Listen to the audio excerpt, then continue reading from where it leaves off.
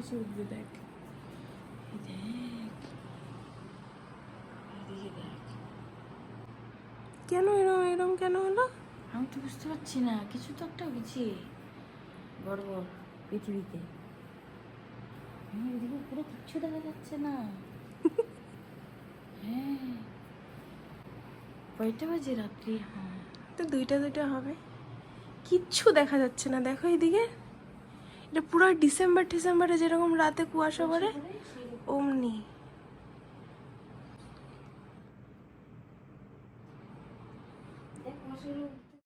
হ্যাঁ, এটা কোনো ডিসেম্বর বা নভেম্বর বা জানুয়ারির কোনো ভিডিও না, এটাই মার্চের লাস্টের দিকের ভিডিও।